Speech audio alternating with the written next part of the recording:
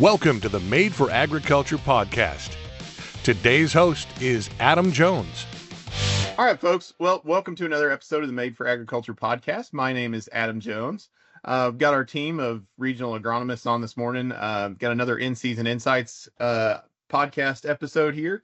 For those of you all out there listening, we are recording this on April 17th of 25. So everybody's been running. It's been some anhydrous going on, a lot of spraying happening, putting corn in the ground, putting beans in the ground, top dressing wheat, spraying wheat, pretty much everything's been happening. So I know these guys will have some great updates for everyone. We're going to start, I think, in North Missouri this morning and go kind of around the horn that way. So Mr. Craig Russell, you're up first. Why don't you give us kind of a good crop update? Yeah, so good morning. Up here we've definitely been pretty busy this week. A little bit drier weather, so there's been a lot of corn get put in the ground here this past week.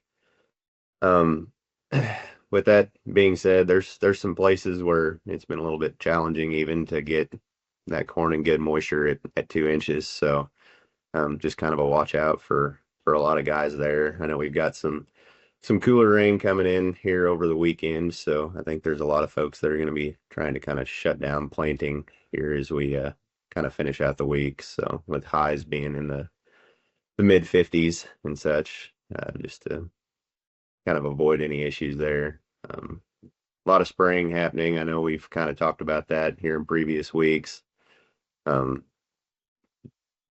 Not as much fall spraying got done there last year, so just trying to make sure that we're addressing any winter annual weed pressure as well before we're putting corn in the ground. So a lot of insecticide recommendations are happening just to try and prevent any issues with cutworms, just as kind of a good preventative measure.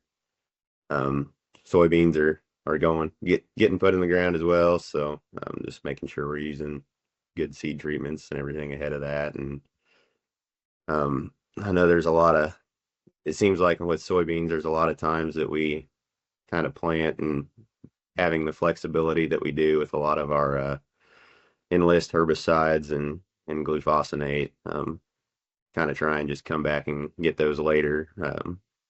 I just encourage a lot of guys to, talk to your consultants or your local retailer, because the use of those pre-emerge herbicides with PPOs and ALS herbicides, just to try and make sure that we've got multiple effective modes of action against some of those weeds out there, is a really good tool for you. And I'd kind of hate for you to miss out on that, because after those beans get up, we're pretty limited on what we can use. Wheat started jointing up here last week, and some of the wheat that's a little bit further along, there's some flag leaves poking out already. So just kind of trying to keep an eye out for any insect disease pressure there and make sure we're kind of squared away. So not seeing a whole lot as far as any pest pressure there. I know there's been a few aphids reported in the area, but making sure that we protect that flag leaf, because it's responsible for about 50% of our photosynthesis there during grain fill. So pretty important one to keep safe. But I think a lot of the nitrogen and herbicide applications are down at this point. So that's about what I know for up here. Excellent. Good stuff. Thanks, Craig. Appreciate it. Yeah, you mentioned some of I know Scott wants to go into it, so I'm gonna tee him up really well here, do my best, I guess. You mentioned the kind of the lack of fall spraying. I don't know. I think, we had a nice dry open fall, but temperatures were a little bit weird. Economic conditions, looking at grain values on the board and stuff like that was pretty depressing last fall, kind of during harvest. And I think that led to kind of a lot of, kicking the can down the road on a lot of fall applications. We've seen it in the wheat right this spring with weed pressure. We've seen it with trying to put gas on 2 days before we plant corn. We've seen it with still spreading a bunch of fertilizer. We've seen it with the winter annual weed pressure we have. And I don't know. I feel like we say this every year, but like it's hard to beat keeping caught up in the fall. So I know that's something that Scott wants to hit on too. And just as you get into kind of a compressed season, which seems to always happen this time of year. But I guess I'd challenge everybody to kind of think about ways that they can, uh, you know, set themselves up to not have to, run the race, if you will, on the 1st of April every year. So, Scott, what's going on in Central Missouri? Good morning. Very similar to Craig's report.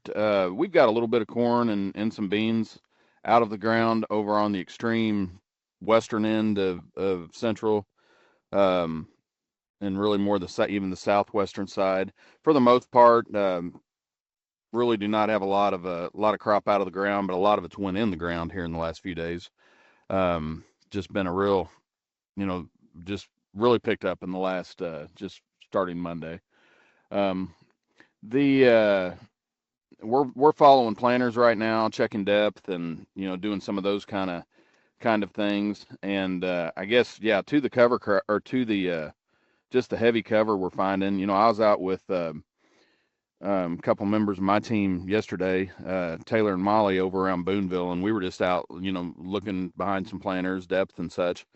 And this was conventionally worked ground. But it had heavy cover. You could still kind of see some of that as you were digging. And I mean, as soon as we started digging up corn, we were finding cutworms. So just as Craig said, a lot of insecticide recommendations. I know a lot of this, I probably said this 2 weeks ago. I mean, a lot of this stuff's traded, but they've got to eat it to die.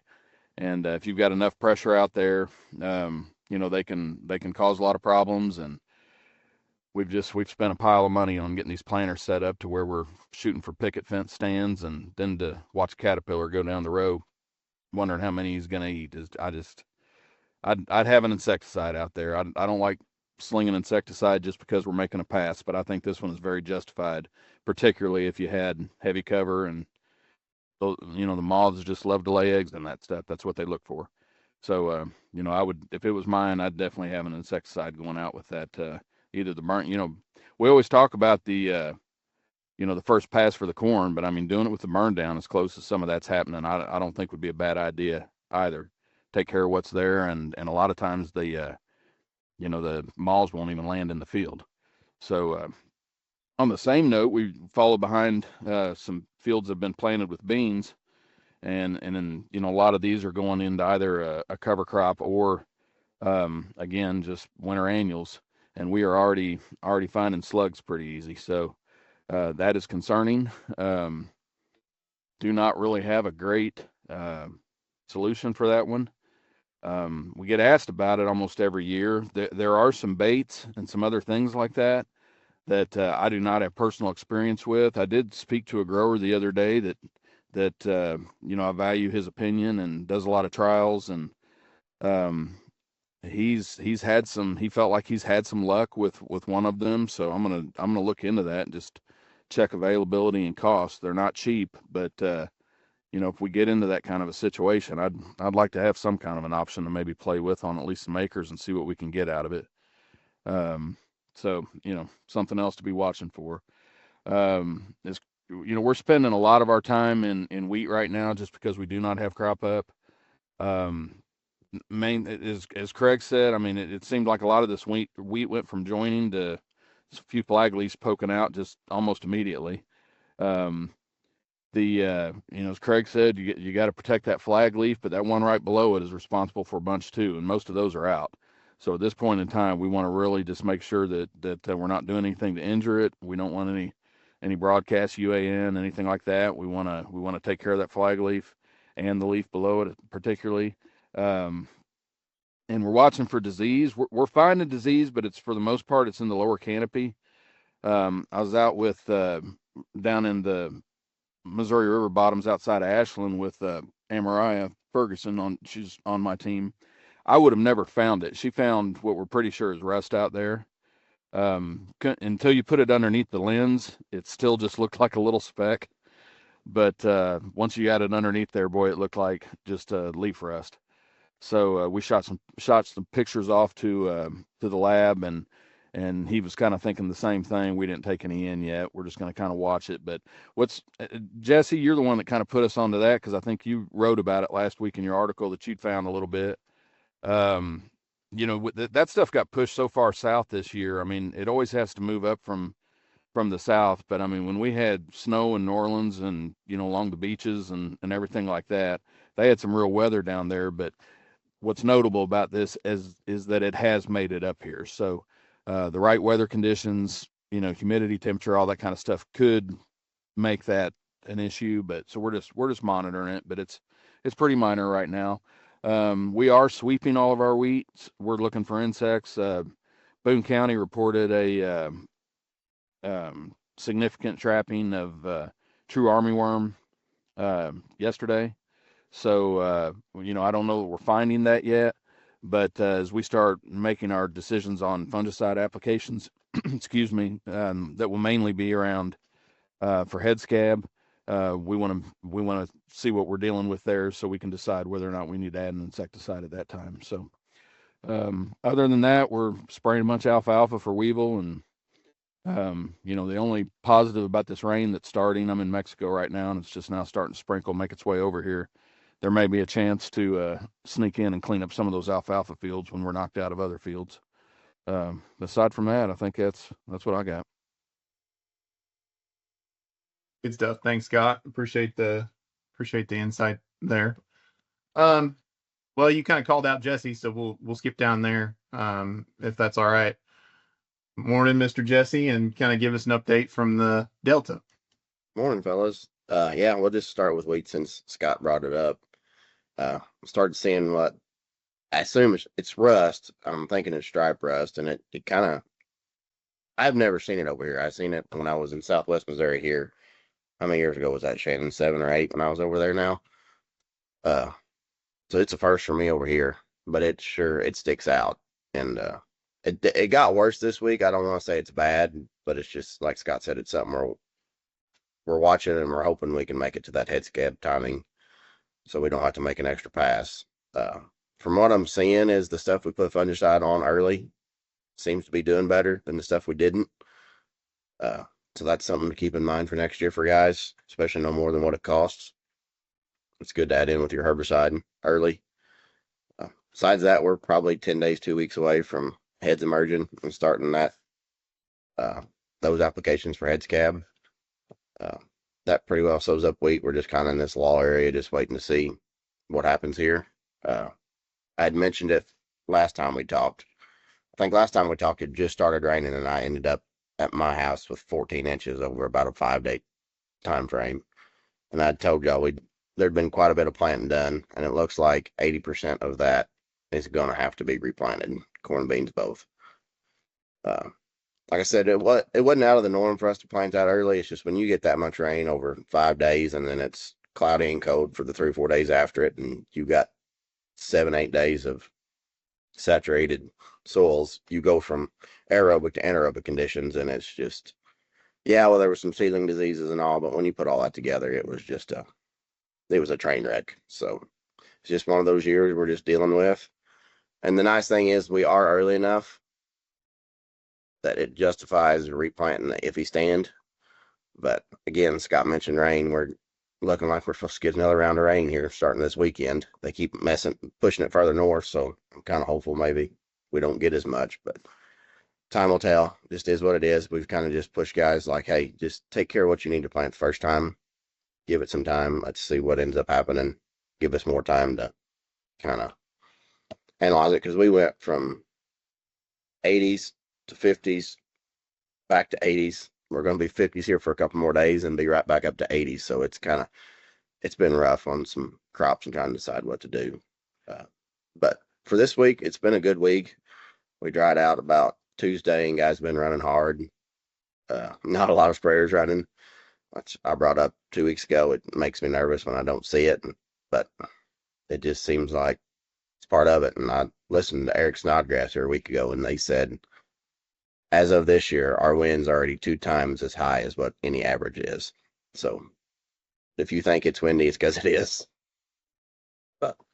But just going forward is just trying to keep up across the board, and just see what it brings. We had a late Easter. I know we all always say nothing ever gets right till after Easter, but we always end up pushing it somewhere along the line. So that's just kind of my general wrap up here. Yeah, no, it's good stuff, Jesse.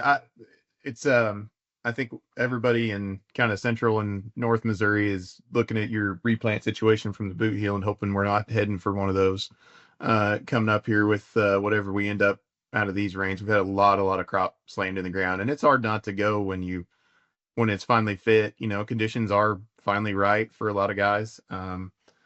Weren't for a while in part of the region, just we're too wet, and then now it is ready, and it's like right before rain, so it's kind of hard to know what to do. But you're right, you go anaerobic that fast on a seed, and it's pretty tough on it, pretty tough on the stand. So important to get. And I would say the spray thing is spotty. Um, I've seen on the spray days, right? It seems like there's a lot of sprayers running around on the one day that the wind's not blowing 40 miles an hour. So Yeah. um, so I think there are some people that have some recency bias and kind of know the struggles we had last year. I know it's pretty early to get into talking about struggles of water hemp right on April 17th, but gosh darn it, there ought to be some recency bias in some of these guys' minds.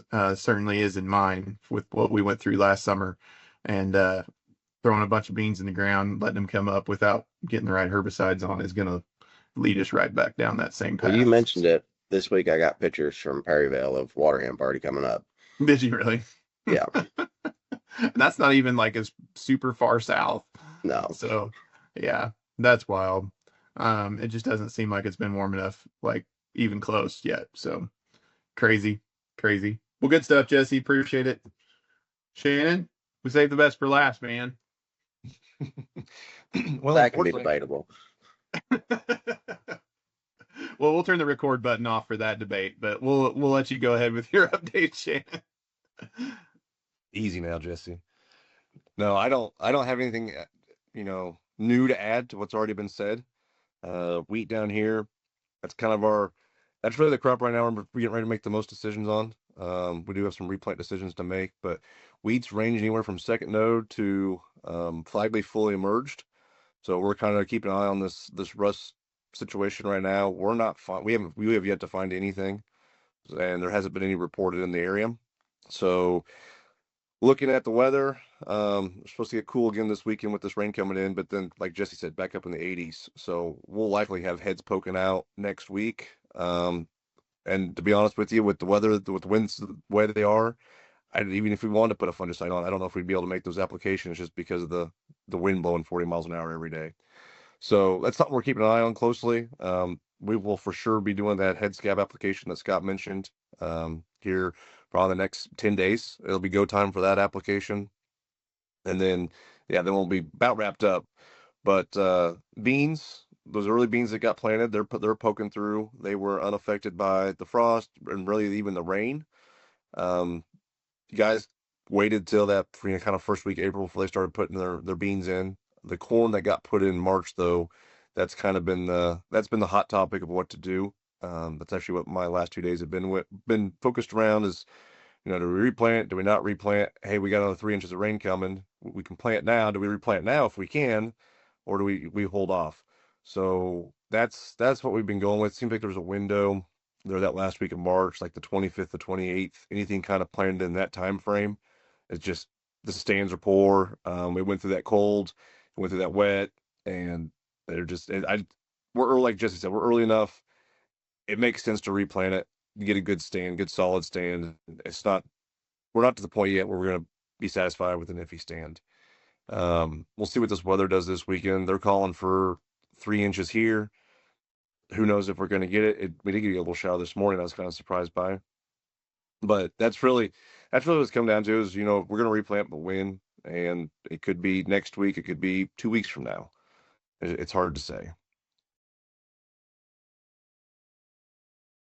Yeah, absolutely. That's good stuff. And we were actually just talking about this a little bit before before we hit the record button this morning. But another thing to think about with replant decisions too is, can you get the same hybrid that you ordered 6 months in advance and lined everything up in order to get, and then you plant it right before a 4-inch rain, and then have to replant with something that you didn't necessarily choose. So I think that's something to think about for this year too. There's a lot of corn acres, not necessarily I don't think as much in our territory other than maybe Jesse's area, but But a lot of those hybrids transition north into Iowa or over into Illinois too, and a lot of them got gobbled up, right? So there may not be a full supply of whatever newer hybrid that you got the first time. So something to think about. So, well, gentlemen, I appreciate all the updates. Appreciate your all's time in the field, your insights on everything this morning. If we do get a little rain delay, encourage everybody to take some time, spend it with your family over Easter weekend here. Monday morning is Missouri's turkey season too, so hopefully everybody gets a little bit of chance to get some relax and get some family time in the spring. I know those days are kind of short. So anyway, thanks again, guys, for spending time with us this morning and giving those insights. And thanks to everybody for listening. We'll talk to you next episode. Thank you for listening to Made for Agriculture, brought to you by MFA, your whole farm solution.